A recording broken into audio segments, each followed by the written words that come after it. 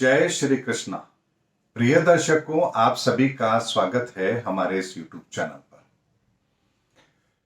दर्शकों, इस समय पर प्राकृतिक आपदाएं अपनी चरम सीमा पर है।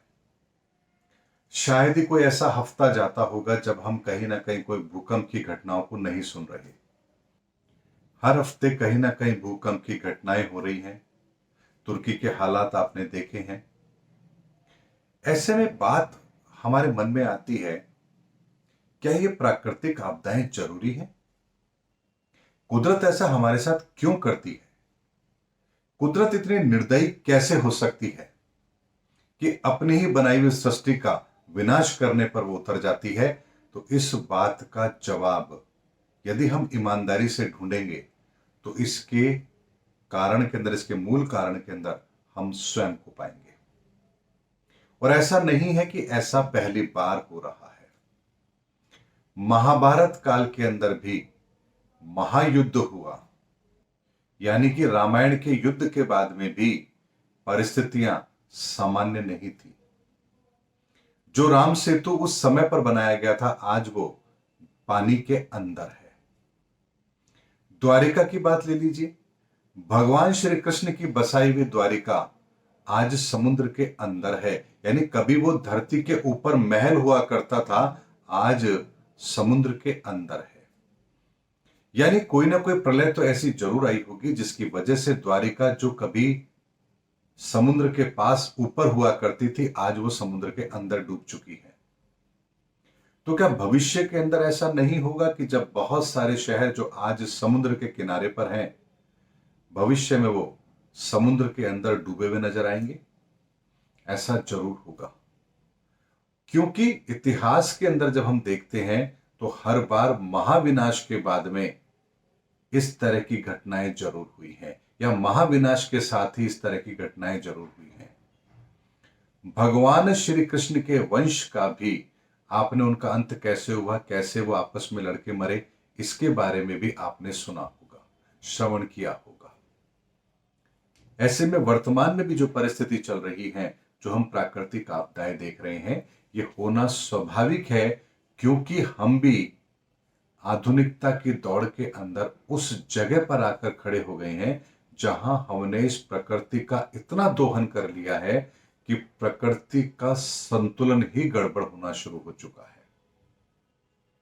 है। ऐसे में पृथ्वी का थोड़ा सा भी बैलेंस यदि गड़बड़ होता है तो इस संसार के अंदर मौसम का चक्र, प्रकृति का एक जो वनस्पति का चक्र है, वो प्रभावित होता है। और उसके थोड़े से प्रभावित होने से ही इतने ज्यादा प्राकृतिक बदलाव हम देखते हैं कि इंसान उसके सामने बहुत बोना हो जाता है।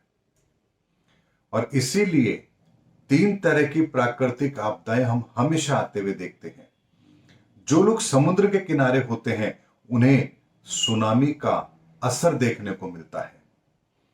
जो लोग मैदानी इलाके में होते हैं, उन्हें भूकंप का प्रकोप देखने को मिलता है। और जो पहाड़ी इलाकों में होते हैं, उन्हें अत्यधिक बारिश के कारण से भूस्खलन देखना पड़ता है।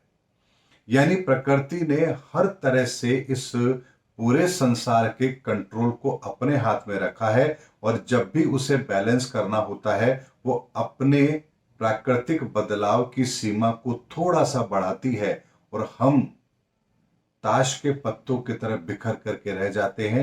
हमारी सारी आधुनिकता एक क्षण में खत्म हो जाती है।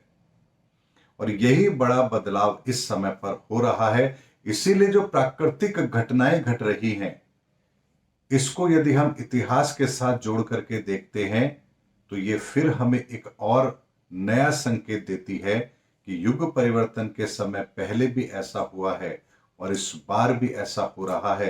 अर्थात युग परिवर्तन के साथ में हमारी बहुत सारी चीजों में बदलाव होगा और उसमें प्राकृतिक आपदाओं का बहुत बड़ा रोल होगा। क्योंकि ईश्वर शक्ति या परमात्मा आपके सामने मनुष्य रूप में आकर के तो आपके लिए बदलाव करेगा नहीं। उसके हाथ में पूरी सृष्टि का कंट्रोल है, इसीलिए वो इसी तरीके से बदलाव करता है। क्योंकि उसको किसी ने अपनी आंखों से नहीं देखा है, सिर्फ महसूस किया है। और कण कण में व्याप्त उस शक्ति को, यदि आप कण कण में वो व्याप्त है तो कण कण में परिवर्तन करने की ताकत भी उसके अंदर है। इसीलिए माइक्रो लेवल पर भी चेंजेस करने की पावर उसके पास है। इसीलिए हम चाहें या ना चाहें, इससे कोई फर्क नहीं पड़ता, उसे जो बदलाव करना है वो करके रहती है। इसीलिए दर्शकों, प्रकृति का बदलाव, जो महाविनाश का ये जो हम मंजर देख रहे हैं, ये भी रुकने वाला नहीं है और ये इसी तरह से परिवर्तन का दौर चलेगा और 2027 तक ये जाकर के पूरा होगा। दर्शकों, मैं आपको अगले अपने वीडियो के अंदर 2022 के अंदर फरवरी माह में मैंने एक वीडियो बनाया था ग्रहों के महामंथन के बारे में, महाचक्रव्यूह के बारे में, यानी ग्रहों की एक ऐसी परिस्थिति बन रही है जो बहुत बड़ा बदलाव का संकेत दे रही है। मैंने 2022 के अंदर 1 साल पूर्व आपको बताया था और उसके इंपैक्ट क्या होंगे उसके बारे में बताया था। आज जब घटनाएं घटित हो रही हैं तो हमें वो एक एक बात सत्य होती हुई नजर आ रही है। मैं बहुत जल्द वो वीडियो भी आपके सामने लेकर आऊंगा, उसके शॉर्ट क्लिप्स आपके सामने लेकर आऊंगा, ताकि आपको 1 साल पूर्व दी गई चेतावनी को आज आप घटित होता हुआ ठीक वैसे ही देख रहे हैं। और सबसे पहली वो घटना मेरी ही यूट्यूब चैनल पर मैंने टेलीकास्ट की थी और खुला आह्वान किया था मैंने कि सारे एस्ट्रोलॉजर्स इस ग्रहों की परिस्थिति पर अवलोकन करें और अपने अपने प्रेडिक्शंस जरूर लेकर आए, क्योंकि ये बदलाव सदियों में हो रहा बदलाव है।